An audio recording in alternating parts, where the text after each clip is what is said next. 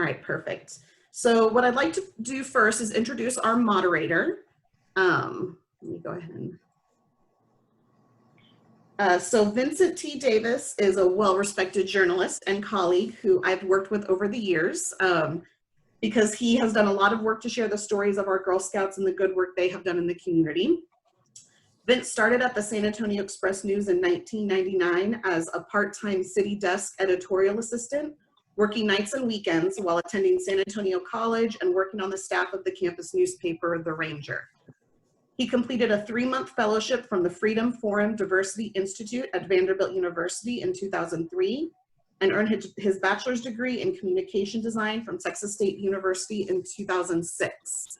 So I would like to welcome Vince and ask him to introduce the rest of our speakers, and please enjoy the conversation and hope we all learn something today. Thank you. Vince, take it away. All right. Thank you, Stephanie, and welcome everyone. I'm happy to be here today to moderate today's discussion. I'd like to welcome our panel of experts. Dolph Briscoe IV is a lecturer of history at Texas A&M University, San Antonio. Born in San Antonio, Dr. Briscoe grew up in the small South Texas towns of Cotulla and Carrizo Springs. He received his Bachelor of Arts in 2003 and Master of Arts in 2006 in history from Baylor University. Dr. Briscoe earned his PhD in history from the University of Texas at Austin in 2014. His research interests include political history, the era of the 1960s in the United States, the civil rights movement, and President Lyndon Baines Johnson and his times. Carla Broaddus is a senior lecturer and the director of African American Studies at UTSA. Having joined the university in 1996, Carla has served more than 30 years as an educator in both higher education and K-8. She graduated with a bachelor's degree from Southern Illinois University and later achieved 2 Master of Arts degrees, one from Pepperdine University and the other from UTSA. A published author and recipient of the Yellow Rose of Texas, Carla is a member of Alpha Kappa Alpha Sorority, the NAACP, and the Association for the Study of African American Life and History. Liliana Patricia Saldana is from San Antonio, Texas, and is an associate professor of Mexican American Studies at UTSA, where she also serves as program coordinator and co-director of UTSA's Mexican American Studies Teachers Academy, which offers professional development for K-12 teachers and community educators. As an activist scholar, Dr. Saldana's dedication to public service includes her work to expand Mexican American Studies in K-12 schools and her position on the board of the Esperanza Peace and Justice Center, as well as the National Institute on Mexican American History of Civil Rights. And here, now we'll start with our discussion questions. Our first question: how do we learn history? And how can that affect our perceptions of people different from us? And I'd like to offer this up to the panel. Vincent, could you assist us by repeating that, because part of the question I could not hear? Sure thing. So the question: how do we learn history? And how can that affect our perceptions of people different from us? Well, as an educator, I've always learned that we learn a lot of our history and our perceptions about people prior to even starting school. We learn it from our family and from the village that's around us.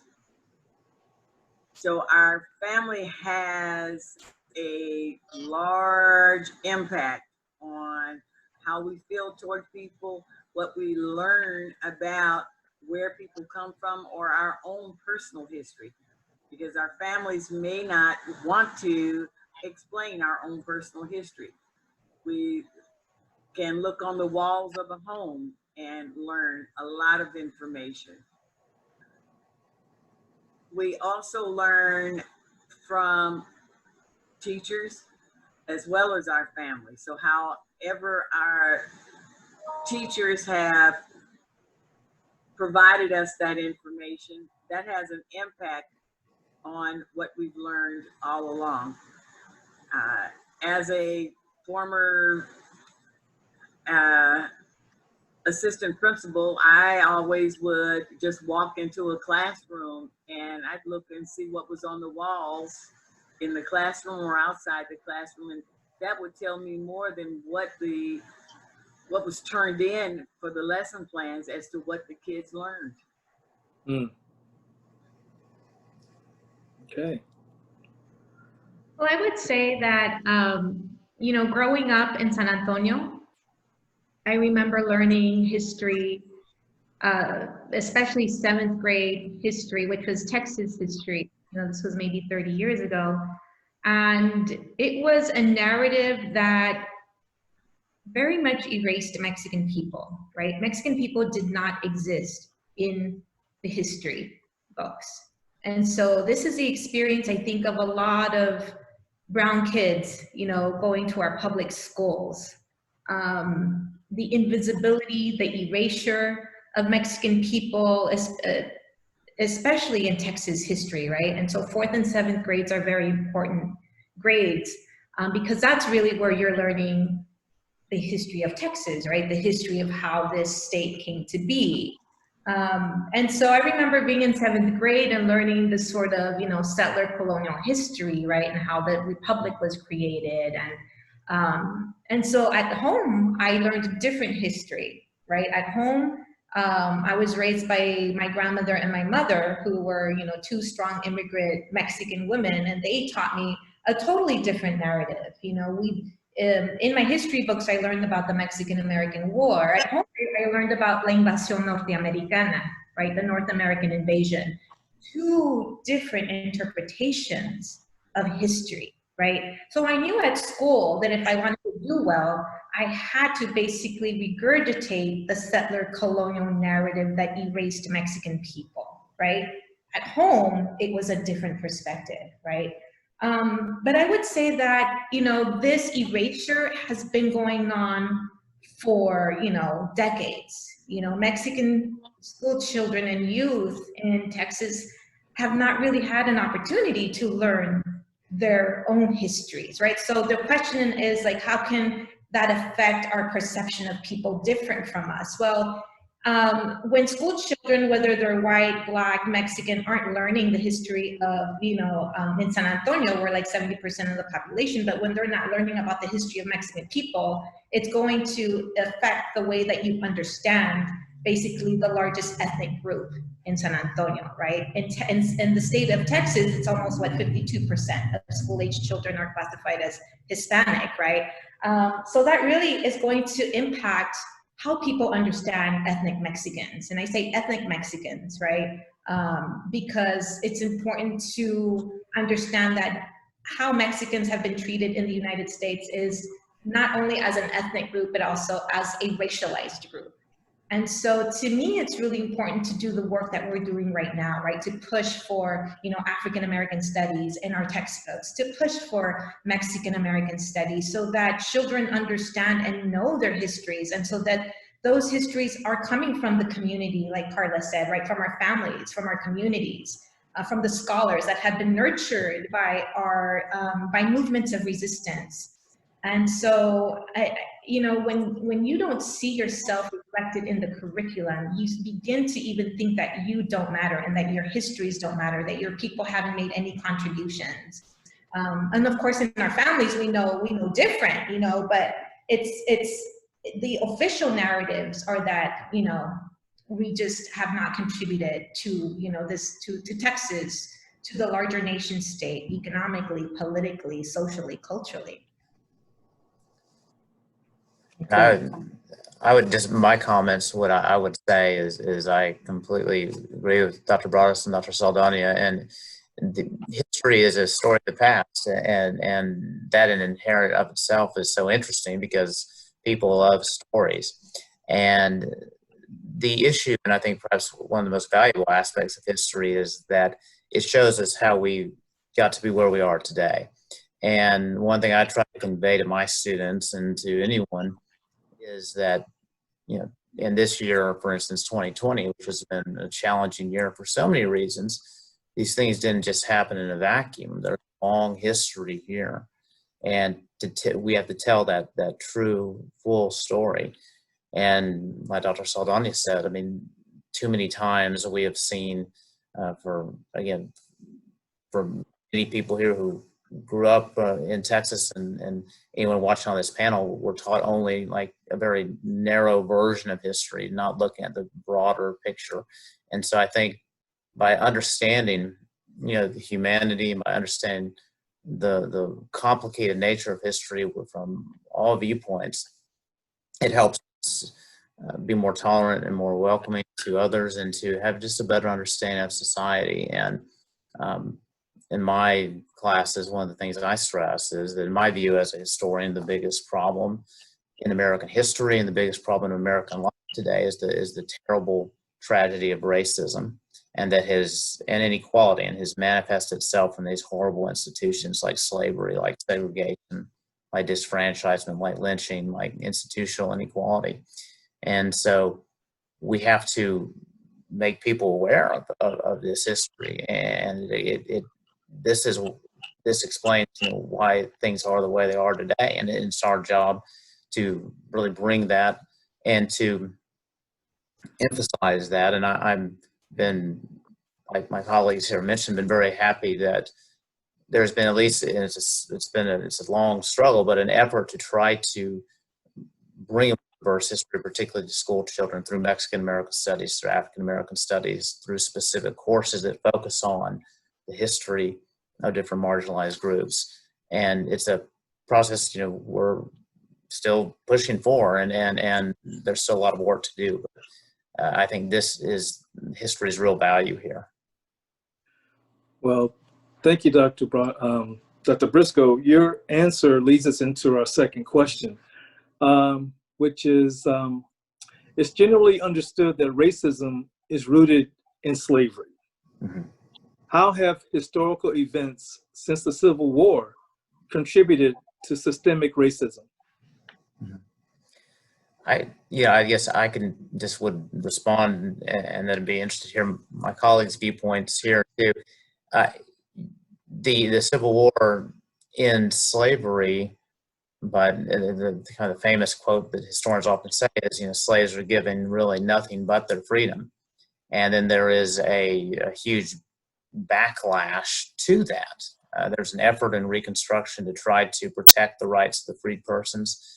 But then there's a terrible backlash that emerges through the late 19th and early 20th century with the rise of Jim Crow segregation, voter disfranchisement, of lynching, and terrible institutionalized violence.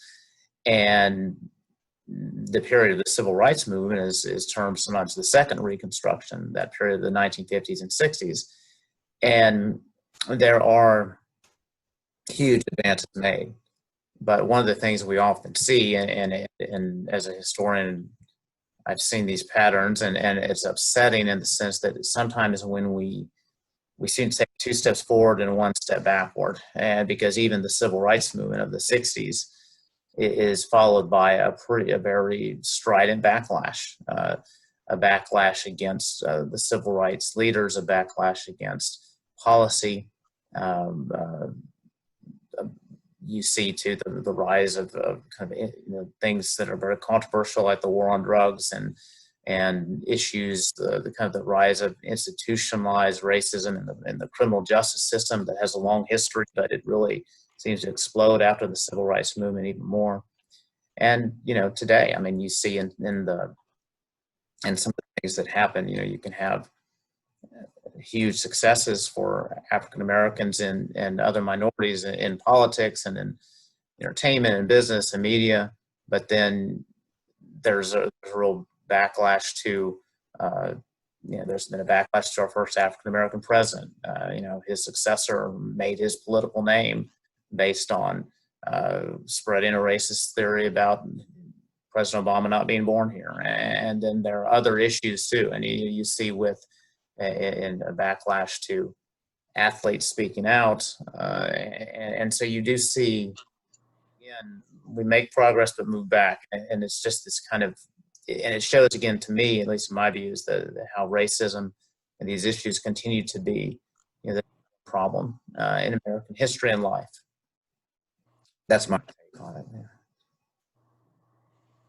Well, it's funny that this topic has even been brought up because that is what I was lecturing on the last couple days.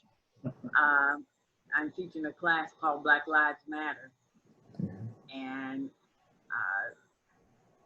that has color blindness and civil rights to color blindness have been topics. And it's interesting to go back and look at how we have marched through the civil rights era. And like Dr. Bristow said, we've made steps and then gone back, because a lot of times, I don't think a lot of people realize, in the 1800s, right after the end of slavery, we had African Americans serving in Congress. So how did we get from African Americans serving in Congress and African Americans signing his signature on the money utilized here in the US to segregation, and not seeing anybody sitting in the Senate or the House? So we've made steps forward, then we've gone back. We've had to go through Brown versus Board of Education, Plessy versus Ferguson, right here in Texas. Think about Heman Sweat trying to attend the University of Texas Law School. He was trying to attend the University of Texas Law School back in 1946. University of Texas Law School 2 years ago finally put pictures of African Americans that have achieved in law that graduated up on the walls at the University of Texas for everybody to see, and honor those African American graduates. I got the privilege of going to the ceremony because one of those happens to be my cousin. So 1946, and we just now putting those pictures up, 2018, that's scary. So as we've taken steps forward, I have to agree with Doc, we've gone backwards. We step, we go back. And part of, I think, our problem is we don't actually understand color blindness in our society. I just left my students with a conversation. I asked them, think about how, if someone has said to you, I don't see color when I'm talking to people. I don't have a racial bone in my body. You can't take a simple joke about color. The more education you receive, the higher your income, the less racist you become. Why should I be held accountable for my ancestors? I just had an 8-year-old come and apologize to my 8-year-old granddaughter and said, I am so sorry. I need to apologize to you for the way my ancestors treated your people. This came out of the mouth just a couple of weeks ago from an 8-year-old right here in San Antonio. How can I be pro one race and not be anti to another? Just what do these people want anyway? I just asked my class to take those and think about what was being said to them. I don't believe that we realize also that there are different types of racism. There's more than one way a person can be viewed as a racist. there's internal racism, where we don't actually go out and discuss it with everybody. There's subtle racism. So we need to look at what all of this means and what a colorblind society, and know that historically we've even tried to look at racism based on what we decided the brain structure looked like. So I think it is a very broad discussion. We could talk about this and take up the entire time period. So I'll move over to Liliana. Thank you, Carla. To answer your question, Vincent, you had a second part, right, to your question? Yes, ma'am. The second part was how have historical events since the Civil War contributed to systemic racism? Okay. So the first part where you mentioned racism as sort of being rooted in slavery, Yes, ma'am. I think of racism as being rooted in the ideology and practice of white supremacy. And so as someone who is Mexican, as someone who also identifies as indigenous, I think of the overlapping experiences of racism and white supremacy, like historically, the ways in which my ancestors experienced it, for example, under Spanish colonization, right? And then my family, when they immigrated to the United States and having to confront this system of racism in the United States, right? So to me, it seems like these methodologies of subjugation, right? That racism is a methodology of subjugation. And as a Mexican American Studies professor, it's important for me to understand and to learn about this history of racialization in the United States, the history of white supremacy in the United States, the way that racism is rooted in slavery, because I want my students to understand the struggles today. I think that we don't have enough discussions about racism, enough discussions about white supremacy and how that shapes the way we see ourselves, the way that we treat others in society, the way that basically laws are passed to protect those in power, right? And it's basically how this system, or this, I see it as sort of like this legacy continues to sustain itself, right? Through practices, through laws, through policies.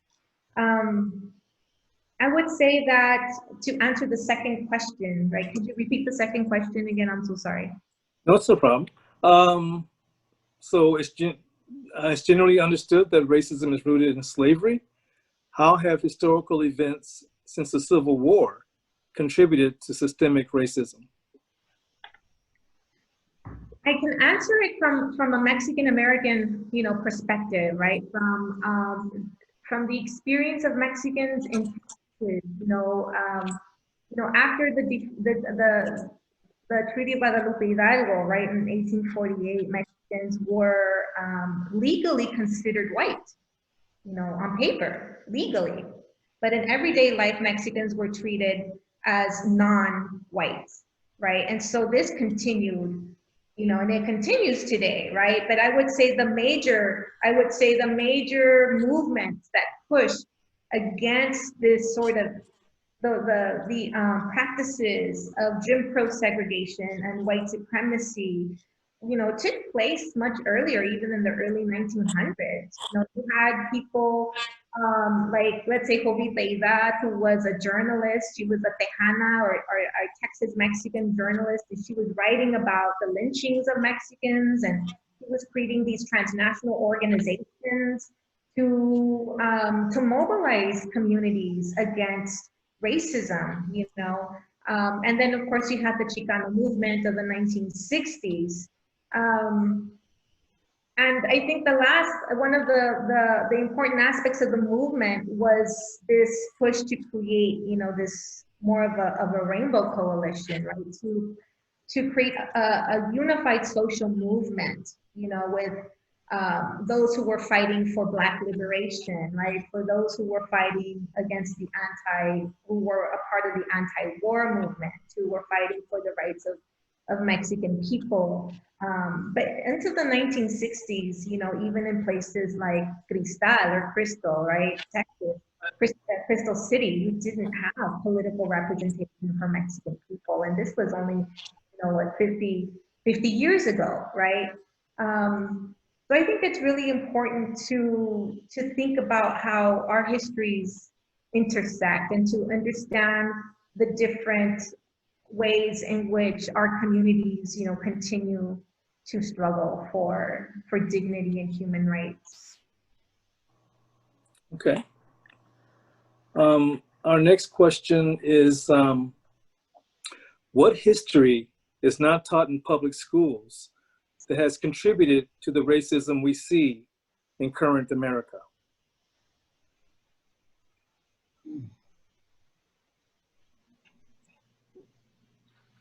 Well, I'll begin noting that as of this fall, African American Studies has finally been approved to be taught in Texas schools, and has now been included in the Texas Essential Knowledge and Skills. So that did not occur until this fall. MOS, which Dr. Saldana can talk to you about, was included just a few years ago. So what has not been included, first off, all of the teachers that are supposed to teach African American Studies have not been trained because it all just occurred. And that training in terms of making sure that they know all the history that will match what's on the curriculum for the state would assist it being taught. Now, one additional part of all of that is it's up to the school districts whether or not they would like to have African American Studies taught in their school. So not all of the school districts have agreed. This past summer, UTSA was approached by San Antonio ISD and Judson ISD to help train their teachers so that they could have someone ready to teach this fall. And so we did so. But we have not been approached by all of the districts just right here in the San Antonio area.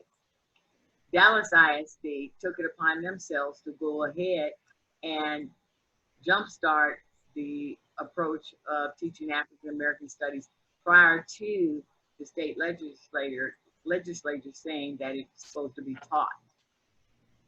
So what should be taught?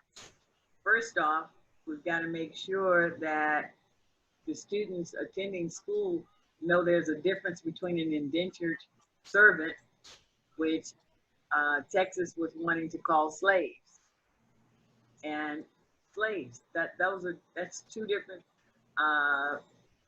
types of individuals. An indentured servant can work their way out of being someone that has to pay back the slave owner or master or whatever you'd like to call that person.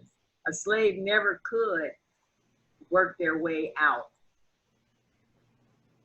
And there were indentured servants that even ended up owning slaves. So that's totally two different titles that you could put on people. Many of the indentured servants came from Europe, and that was their way to earn passage into the United States and then to begin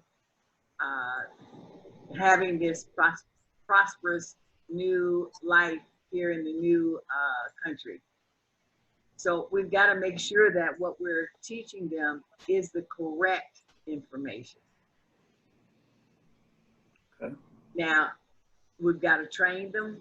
We've got to make sure the information is correct. We need to make sure that the books that they're using, the supplies, the books are knowledgeable on the topics that they're getting ready to teach.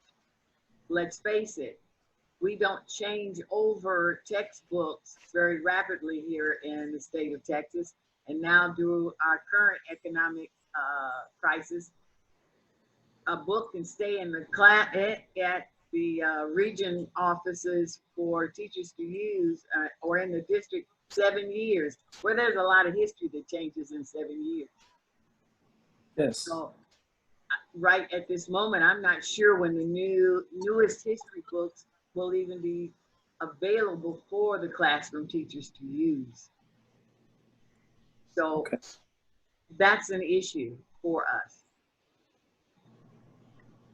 Okay. Well, maybe we can move on to the fourth question, which is there has been a lot of coverage of certain historical moments and whether they are appropriate. Are monuments a good way to preserve and teach our history? Dr. Briscoe?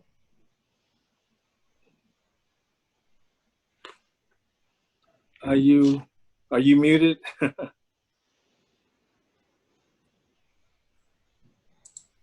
Oh, okay. Thank you. Sorry about that. Hope you can hear it. Sorry about that. In terms of monuments, that's really an interesting thing that's obviously been in the news a lot lately. I think we have to think about first when we discuss things like, say, Confederate monuments.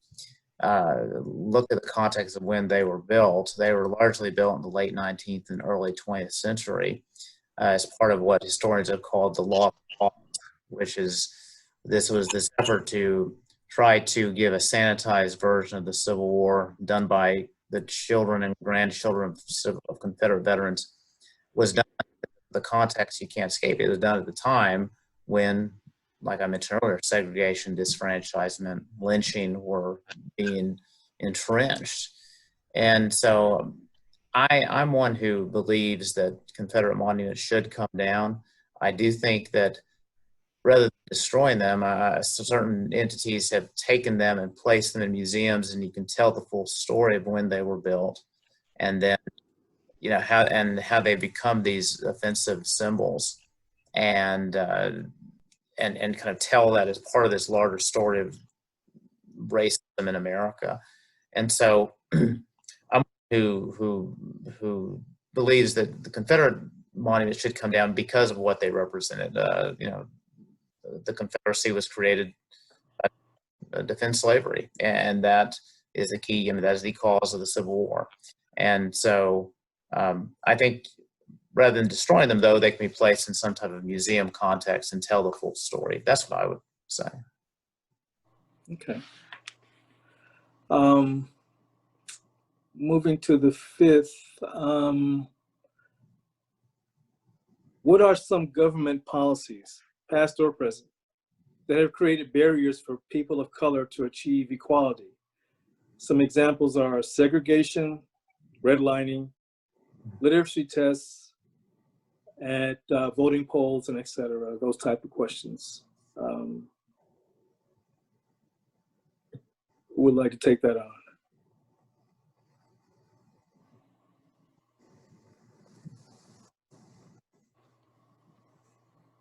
Well, I'll step up. The Black Codes were something that stopped African Americans from having the opportunities in our government. If we're talking about voting, the Black Codes allowed states to institute discriminatory measures that stopped people from being able to vote, such as count how many jelly beans are in this jar, which what's the likelihood that you would get that correct? I was looking, like I told you just this week, one of the questions that allowed you to vote, and if you could answer, was draw a line under the last words of this line, or above the letter X, make a small cross. That was on whether or not you could vote. Draw a line around the number or letter in the sentence. Give your age in days. So here, if you consider even the ages of the African Americans that were going to go vote, maybe didn't get a chance to attend 12 years of school, and you're telling them to stand there at that moment and give the number of days that represented their age before you allowed them to vote. So we come up with a lot of, unfortunately, too many steps in our society that stopped people from moving forward. I'm an old, once upon a time, back in my heyday, assistant Girl Scout leader. And held all of the cookies in the San Fernando Valley one time when I got snookered into holding all the cookies. I can't help but think, what did some of the ladies think when they came to the door and saw it was me that was holding all of the cookies for the San Fernando Valley in the Los Angeles area? What kinds of things did they think I was should say in order to be responsible for all of those cookies and all the money for all of those all of those groups? What happens when we put up some of these rules? You shouldn't be able to talk if you didn't graduate from X number of school, or you should not have that opportunity because you live on this side of the block or that side of the block. And we do things like that all the time in our society, and it's really a shame. Okay, our next question I'd like to direct towards Professor Saldana. What role has the San Antonio community served in the civil rights movement? Well, San Antonio is, when I think of the Mexican American civil rights movement, San Antonio has birthed many civil rights leaders. It's birthed a lot of national organizations that are fighting for civil rights. And it's for this reason that this year we and some fellow advocates created the Mexican American Civil Rights Institute. And so this is a national organization, but with roots in San Antonio, because a lot of people don't know that San Antonio has this rich history of civil rights. And so, I'm thinking of MALDEF, right? The Mexican American Legal Education Defense Fund. I'm thinking of IDRA, which is the Intercultural Development Research Association. And that came out of the Chicano Civil Rights Movement. I'm thinking of even organizations that ended up being a part of the larger LULAC organization in the early 1920s, right? I'm thinking of Mayo, right, which was a Mexican American youth organization. Many of them who organized here in San Antonio and later created, the Southwest Voter Registration Project. They created La Raza Unida Party. They created basically the Chicano movement branched out in very different areas to address the systemic racism in the political system, in the political structures, economic structures, education, right? And so to me, San Antonio is such an important place in terms of learning about our civil rights history. Okay. Our seventh question: how do you see the Black Lives Matter movement unfolding in San Antonio with our predominantly Hispanic demographic? Well, Oh, go ahead, Carla. Having participated in some of the Black Lives Matter movement and teaching the class at UTSA this particular time, I find that this year we're getting support from many different cultures. I know that when I participated in the march here, the one that we trailed one another in our cars, there were people from every culture participating, and all along the route, and we went all the way on the south side as well. We had people clapping and cheering us on from the Hispanic population. So, and in my class, there are multicultural people. And I was asking, I posed some of these questions that were on this sheet to the class just a few minutes ago. And I had responses from all of the different students. So I believe the Black Lives Matter movement now has impacted and received the support from several cultures. Many of the instances that are happening right now that we hear about on the news about the protests, the people that are protesting generally are not the ones that are doing the rioting or the ones that are acting out in any way. Those are people that are coming in pretending that they are a part of the actual movement.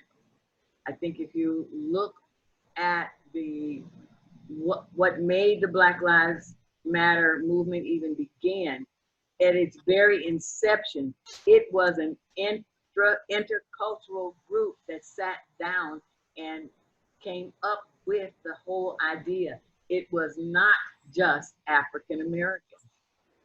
And I don't think that people realize it didn't start just with African Americans, and definitely right now today, it is not just African Americans.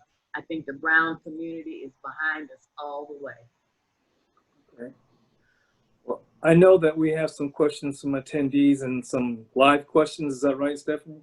Yes, I was going to say, unless did Dr. Saldana or Dr. Briscoe want to add on to Dr. Broadus's answer about that last question, and then maybe we could go to question 10, Vince, and then we can add one question in the chat. Okay. Well, oh, did you want to go first, Dr. Briscoe? Oh, no, thank you, Dr. Saldana. I was saying I really don't have anything to add there, so please, Dr. Saldana, yes.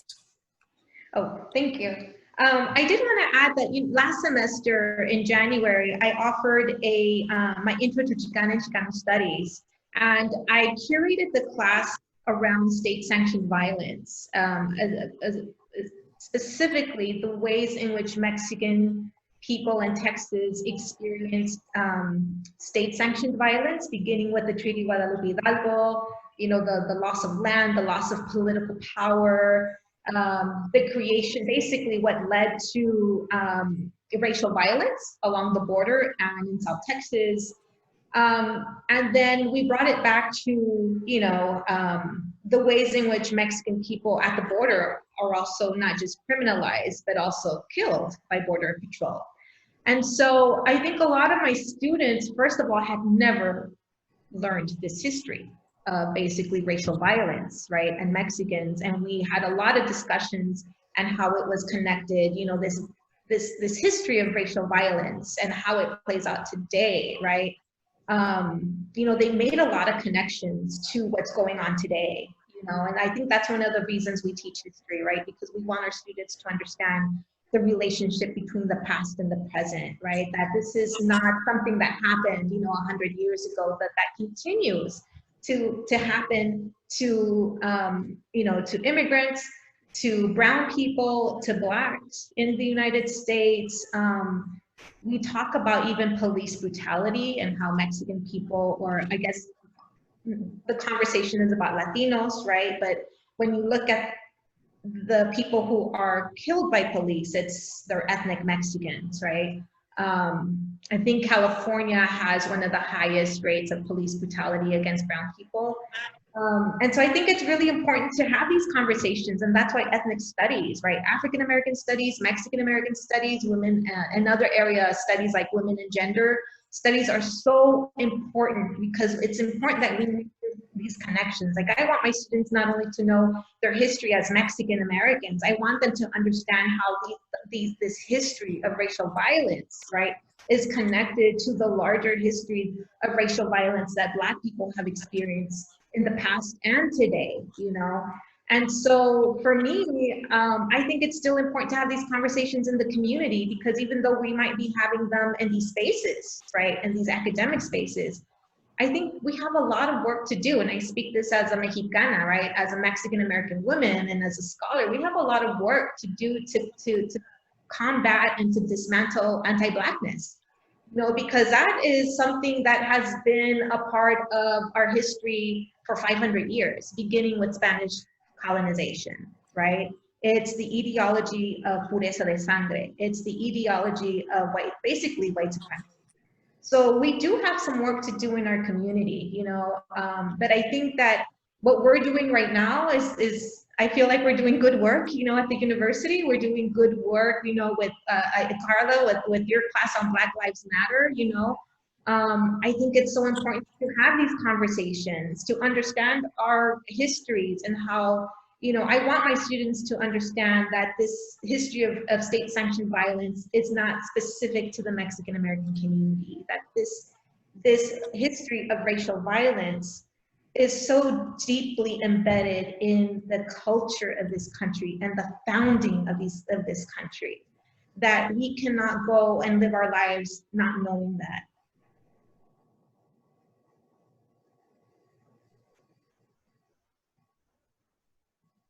Great, thank you, Dr. Saldana. Vince, are you there? I see your camera off. Well, we have one more question we want to put to the panel before we go to our audience questions. So this discussion is the first in a 4-part series. So thank you again so much for participating and coming today and offering your expertise to our attendees. So over the next 3 weeks, we will continue hosting discussions with experts on education, the economy, and healthcare around the racial disparities on those topics. Which of those topics do you think is most important in dismantling systemic racism? Like, where do we start? Because it is such a huge issue and it's everywhere.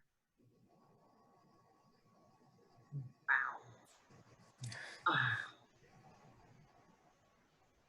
I would say that we could start in thinking about what kinds of discussions we're having in the various Girl Scout chapters with the girls, starting with those young minds, and how are we introducing the different cultures to them. I mean, I know that when you earn badges, a lot of the badges are based off of the sciences, because the STEM is real big right now for girls. But how could we infiltrate some of the cultural information into also training, earning those badges in the STEM? Are we making sure that they know about the brown and the Black and the women who happen to be leaders in all those areas? Do they know about songs that we could be singing that would teach them different cultural stanzas? So I think if we would look at what we're asking the girls to do and how we could integrate cultures into all of our areas, I think that would be a monumental step. Instead of just, it also look at how have we invited people into our troops?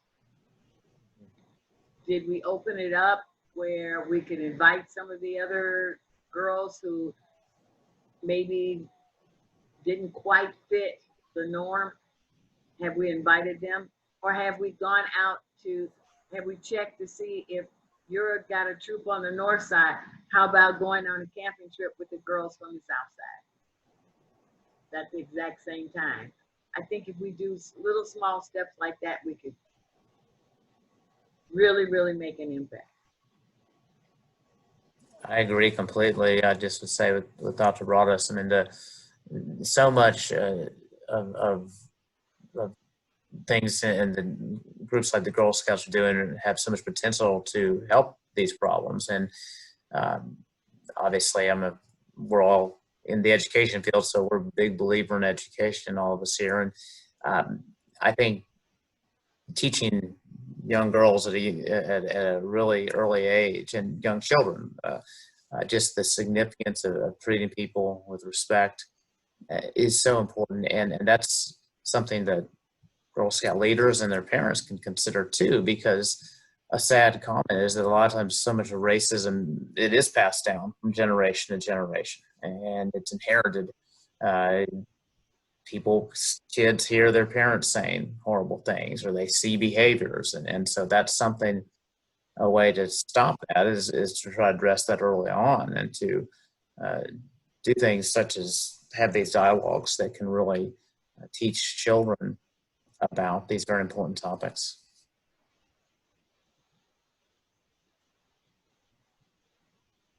All right, thank you, Dr. Briscoe. Dr. Saldana, did you want to add something? Your question was about what we think young girls can learn? Well, really, as we further explore systemic racism in our region, we're going to continue these conversations now that we've talked about our history, but also now looking at education and the economy and healthcare. So kind of thinking all of those topics and how broad systemic racism is, where would you recommend we start? What of those three topics is most important?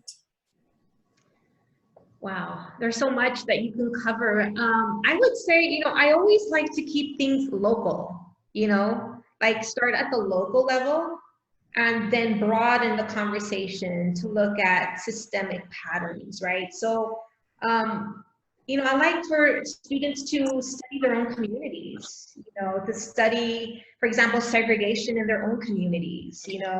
I'm thinking of this assignment. I taught a food sovereignty and food waste class last year, and I had students identify places where they could buy food, and there are areas in our city that are very much, I wouldn't say food deserts, right? I think that's a term that is being used, but like the apartheid, the complete, separation, right, of people from food sources. And so I think it's really important to start at the very local, like how can we describe our communities? What are the kinds of, what is a community's access to public schools? How are those schools funded? What schools have more funding, even in our own city, right? Like San Antonio, which has, 16 or 17 school districts, right? And if we rely on the system of property taxes, that means that some schools have more than others. But I always like to start at the very local level, and to look at these patterns of racialization, but also patterns of racism in terms of access to resources and the kinds of policies that are implemented or laws that don't create access for people. All right, thank you so much. And we have Vince back. I think we had lost him temporarily. I apologize. Welcome back. Thank you. It is just after 1, so we do want to be mindful of everyone's time. If our panelists have just a couple of minutes, we have 2 questions, a few questions that are in the chat, if we could maybe provide some quick answers for these. So the first question we have from Pamela Wood is going back to our conversation about what our public school students, particularly elementary and middle school in Texas, taught about the Civil War. She's hoping that we progress toward reality since she attended school, but that in the 60s, she was taught that the Civil War was primarily about states' rights and not about slavery, which clearly isn't accurate. So what are the kids learning about the Civil War now in public school?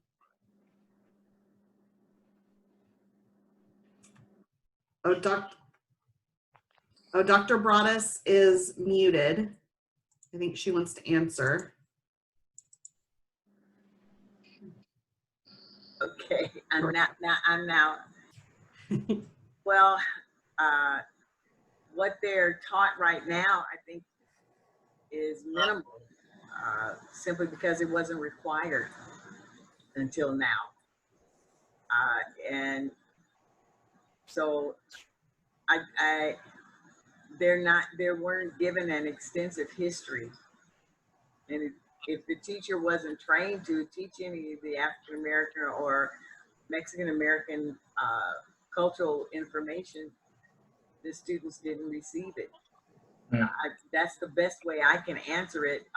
The only other thing that one can do is to go online to the Texas Education Agency and look on the Texas Essential Knowledge and Skills. And it states specifically what the kids have to be taught and when. And it's by grade level. All right, thank you. Another question we have, what suggestions, this is from Emma Blevins, what suggestions do you have for encouraging parents, guardians, and troop leaders or gatekeepers to teach girls messages? Those messages, I think referring to Dr. Broaddus earlier about having conversations at the Girl Scout troop setting. How do we encourage our troop leaders and our parents and guardians to have those conversations? Well, for one, I think Girl Scouts is going to need to have online training at this point for all of the leaders with ideas for them. Because if the children, and you could utilize books there are a lot of trade books out there right now. So you can have book clubs. And yes, I'm a little toward books because reading is one of my other areas, but there are enough trade books out that would allow you to have book club conversations that would introduce the kids to a lot of this information on cultures and race. I mean, I can't help but think of going online to teachingbooks.net, and you can put in grade levels on teachingbooks.net. You put the title, authors, titles, or subjects, and it'll help pull up choices for you to utilize within the troop. All right, perfect, thank you. And then the last question we have submitted via chat is for Dr. Saldana. Building off your last comment, what about San Antonio's history or demography makes it unique compared to other cities, and how the city has perpetuated racial injustice?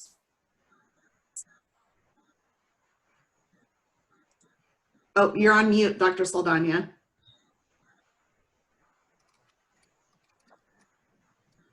Okay, there you go. Now I can, sorry about that.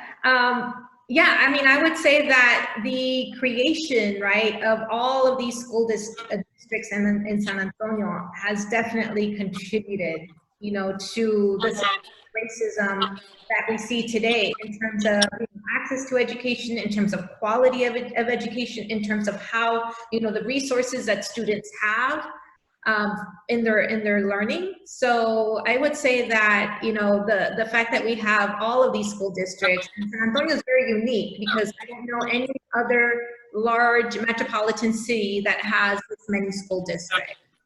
But I would say that that this has been done by design, you know, from the very beginning.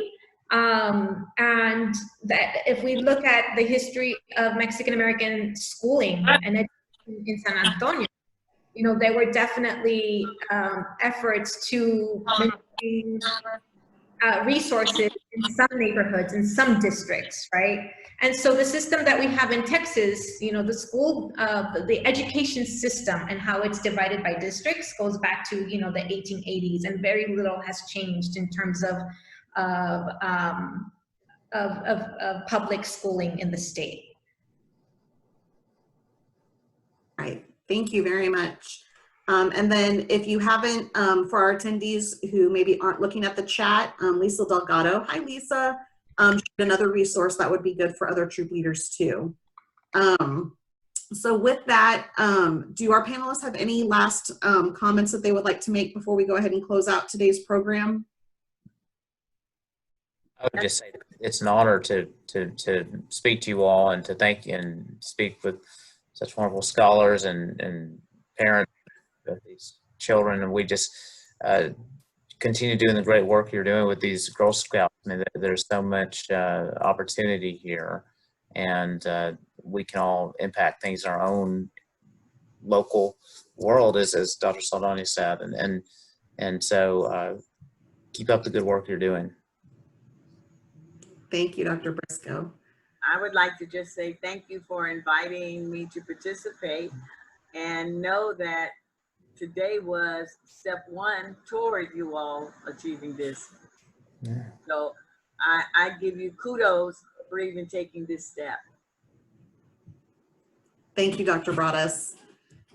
I do want to congratulate you for for organizing this space. And I was really excited to hear that the Girl Scouts is moving in a direction of looking at issues of racial justice and racial equity, because these are conversations that we need to have at a very early age. You know, we teach ethnic studies at the university. We teach, you know, when I think of my students, you know, they're like 18, 19 years old. Some are non-traditional students or older students, but we cannot wait until, you know, we get our students in college to have these conversations. We need to have these conversations much, much earlier, you know, in elementary school. And I think that the space that you have created to have these conversations is really critical and will shape the direction of our country and our communities, especially with girls.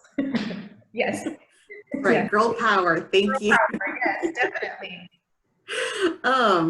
Thank you guys so much again for participating. This was the first time that we were doing a virtual event of this type. This is the first time that I've been hosting one, so thank you. I'm glad we didn't have any terrible technical difficulties. So I really want to thank each of our panelists for agreeing to be part of the conversation. Thank you, Vince.